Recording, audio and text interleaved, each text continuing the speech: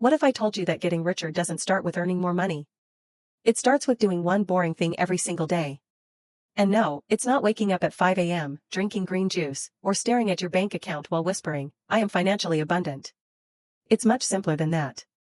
If you can learn to control what happens to your money every day, you can completely change your financial life. And here's the strange part. Most people already have enough information to do this. They know they should save. They know they shouldn't spend more than they earn. They know debt can be dangerous. So why do smart, hardworking people still struggle with money? Because knowing what to do and doing it every day are two completely different things. Think about someone who earns £2,000 a month.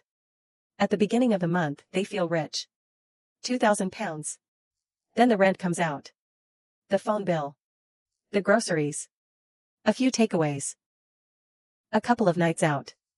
Amazon decides they desperately need something they didn't even know existed yesterday. And suddenly, they're looking at their bank account thinking, where did all my money go? But here's the important question. Did the money disappear? No. It went somewhere. And that tiny difference changes everything. Because if money is always going somewhere, your job is not simply to earn more. Your job is to decide where it goes before someone else decides for you. And that leads to the one daily habit that can completely change the way you think about money. You track it. Every single day. Now, I know. That sounds painfully boring. You were probably hoping for some secret investment, some incredible side hustle, or a magical way to turn £10 into £10,000. But stay with me, because tracking your money is not really about numbers. It's about psychology. And once you understand what your brain is doing with your money, you'll understand why people keep making the same financial mistakes over and over again. Most people don't actually spend money based on what they need. They spend based on what feels normal. If your friends order takeaway 3 times a week, takeaway starts to feel normal. If everyone around you upgrades their phone every 2 years, upgrading feels normal. If your bank account usually reaches zero before payday, that starts to feel normal too. And this is where things get dangerous. Your brain is incredibly good at adapting. Give someone a £1,500 salary, and eventually £1,500 feels normal.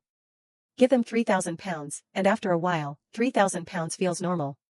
Give them £5,000, and somehow they can still say, I don't know where my money goes. Because lifestyle expands quietly. It doesn't knock on your door and announce itself. It sneaks in. A nicer car. A slightly more expensive flat. More subscriptions. More restaurants. More convenience. More little treats. And none of these purchases feels like the thing that caused the problem. That's the trap. You rarely become broke because of one huge purchase. You become broke because hundreds of small decisions quietly become your lifestyle. Let me give you an example. Imagine Sarah earns £2,500 a month. She's not reckless. She doesn't buy designer handbags every weekend. She doesn't gamble. She doesn't have some crazy spending habit. But every day, she spends £5 on coffee and breakfast. That's around £150 a month. Then she orders food twice a week because she's tired. Maybe another £120. Then there are subscriptions she barely uses. £40. Random online shopping? Another £100. And suddenly, £410 has disappeared. Sarah might look at those expenses individually and think, it's only £5. And that's exactly how the brain tricks her. The brain looks at today's £5. It doesn't look at the next 365 days. But your bank account does. That's why the daily habit matters. Every day, you ask yourself one simple question. Where did my money go today? That's it. Not, am I terrible with money? Not, why can't I ever get ahead? Just, where did my money go? Maybe you spent £12 on lunch. £3 on a coffee. £25 on groceries. Fine. Write it down. And here's where something interesting starts happening. After about a week, you begin noticing patterns. You realize you don't spend £20 on food occasionally. You spend £20 on food every Tuesday because Tuesday is exhausting. You don't randomly buy things online. You shop when you're bored. You don't constantly waste money on entertainment. You spend more when you're stressed. Now we're getting somewhere. Because the real problem wasn't the money. The real problem was the behavior underneath the money. This is why budgets often fail. People create a perfect budget on Sunday night. They decide they're going to spend £300 on food. £100 on entertainment. £200 on savings. Everything looks beautiful. Then Wednesday happens. They're tired. They've had a terrible day. Someone says, "Fancy getting pizza?" And the budget suddenly becomes a historical document. The problem isn't that the person is weak. The problem is that the budget was based on an imaginary version of them. A version who never gets tired. Never gets stressed. Never wants pizza. Never has a birthday. Never sees a sale. That's not a human being. That's a spreadsheet. So instead of creating a perfect budget, start by observing reality. For the first 7 days, don't even try to fix everything. Just record what happens. If you spend £7, record £7. If you spend £60, record £60. If you waste £15, record £15. No judgment. You're collecting evidence. And after 7 days, look at the evidence. This is where step 1 ends. Step 2 is finding your biggest leak. Not your biggest expense. Your biggest leak. There's a difference. Rent might be your biggest expense, but you probably can't change it tomorrow. A daily food delivery habit might be a leak you can actually fix. So look for the expense that happens repeatedly and doesn't give you much happiness in return. Maybe it's takeaway coffee. Maybe it's food delivery. Maybe it's impulse shopping. Maybe it's subscriptions. Maybe it's constantly upgrading things that still work perfectly. And here's the important part. Don't try to eliminate everything. Pick one. Because people often make this mistake. They decide, right, from tomorrow I'm saving 50% of my income. They cancel everything. They stop going out. They stop buying coffee. They stop having fun. They become a monk for 9 days. Then they explode. Forget it. Money is impossible. And they're back to spending exactly as before. Instead, make one small change.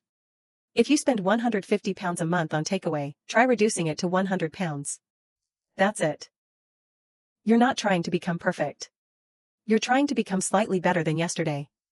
And that brings us to step 3. Pay yourself first. This sounds complicated, but it isn't.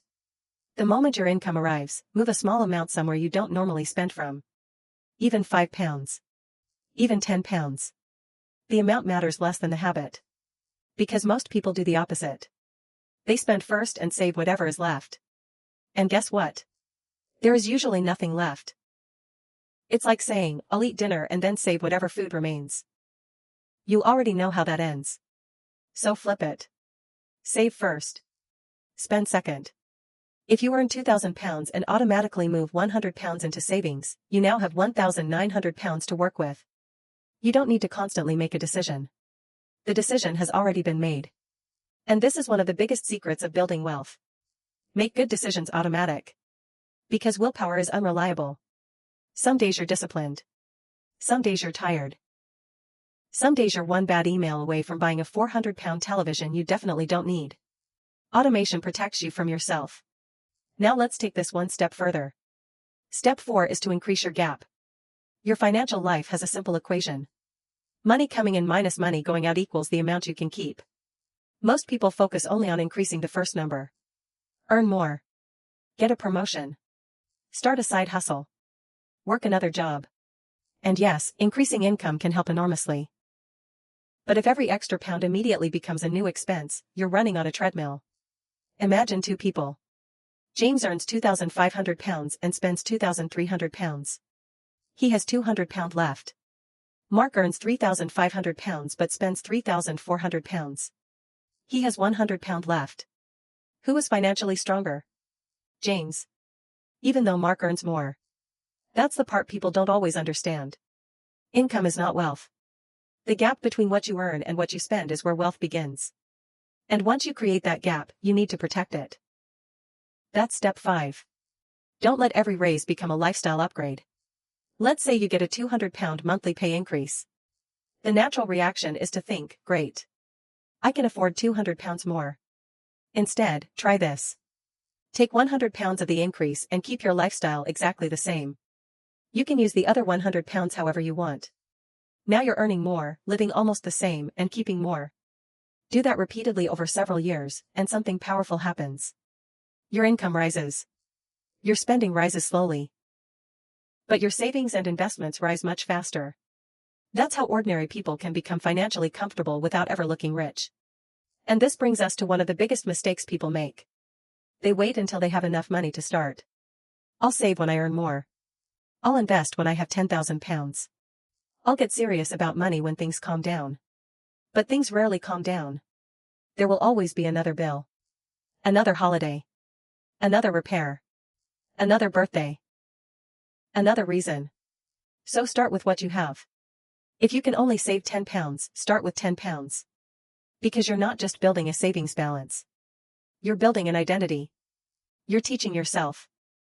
I am someone who keeps money. And that identity is incredibly powerful. Now, there's another mistake worth talking about. Comparing your financial life to other people. You see someone driving a nice car and think they're doing well. You see someone going on holiday and think they're wealthy. You see someone buying a £1,000 phone and assume they've got money. You have no idea what's happening behind the scenes. That car could be financed. That holiday could be on a credit card. That phone could be bought through a payment plan. You are comparing your bank account to someone else's highlight reel. And that's a terrible financial strategy. Smart people play a different game. They care less about looking rich and more about becoming financially secure. They might drive an ordinary car. Wear the same jacket for 5 years. Cook at home. Keep their phone longer. And meanwhile, quietly, their savings are growing. Nobody applauds a growing savings account. There's no dramatic Instagram post. Nobody says, wow, your emergency fund is incredible. But one day, something breaks. The car needs repairing. Work disappears. An unexpected bill arrives. And suddenly, the person who looked boring financially is the person sleeping peacefully at night. That's the real reward. Money gives you options. It gives you breathing room. It gives you the ability to say no. And here's the daily routine I want you to remember. Every evening, spend 5 minutes with your money. Look at what you spent. Ask yourself why you spent it. Check whether you stayed within your plan.